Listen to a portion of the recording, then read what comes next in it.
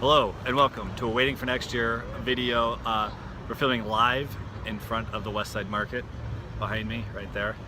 I'm here with Mike Hattery, fellow Waiting for Next Year-er. Mike, hello. Hi. Jeff's got my glasses, in case anybody was wondering from previous videos. He's wearing my glasses. Yes, I decided to add glasses to take the focus off my receding hairline. So we're here today to talk about the Browns Week 2 matchup against the Baltimore Ravens. Ooh.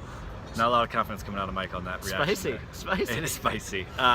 Mike, what are you expecting in this week? What do you want to see? Are you expecting a win, or what would be a moral victory if not a win this week?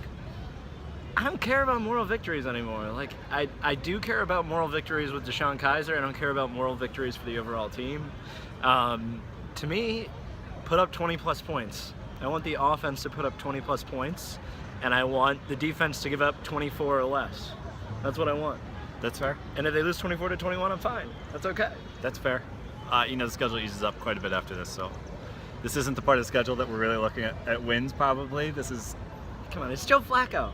It is Joe really? Flacco. He's elite. Are we talking about the Ravens like we don't think they're a mediocre team? They are definitely a mediocre team. I think the Browns this season are kind of aspiring to be a mediocre team, are they not? I mean, they are, but like if you're going to prove that you're aspiring and closing in on mediocrity, like this is where you do it. That's fair. Against some division rival with like no significant offensive weapons. Jeremy Maclin? Are you freaking kidding me?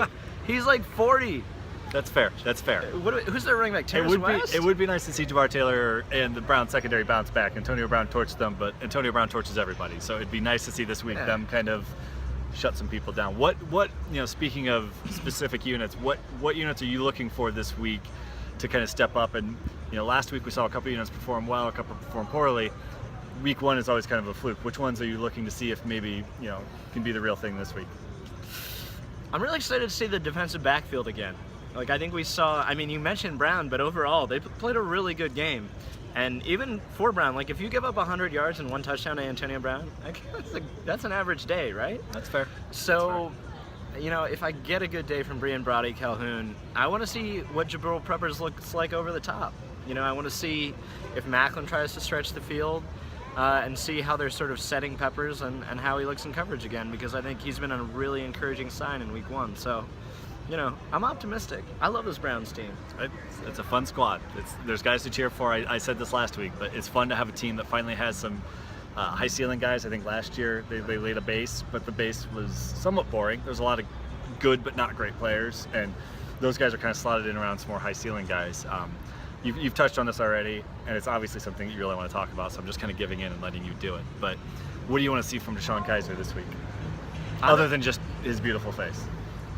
Look, last week we had a guy who, he wasn't perfect.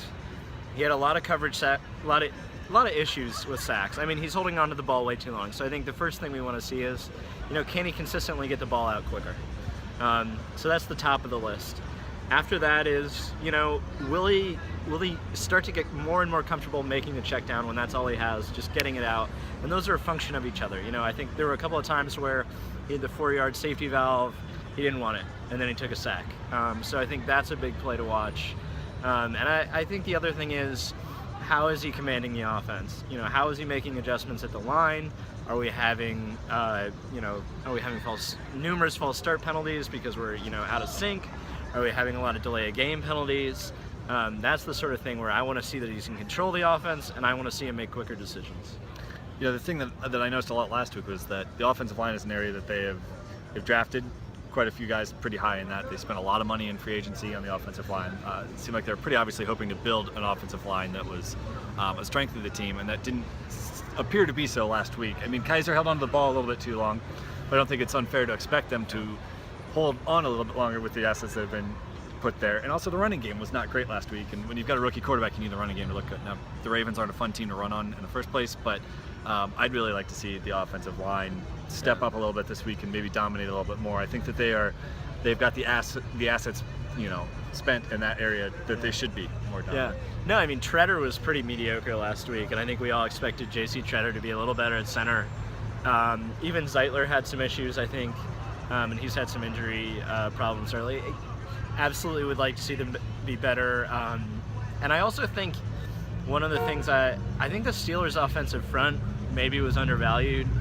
I think TJ Watt's a beast, and I think he's going to look like a beast against anyone. And I once again am pissed because the Steelers got like an impact Pro Bowl caliber player in the 20s or late teens, and he's a freak. Like, he's a physical freak.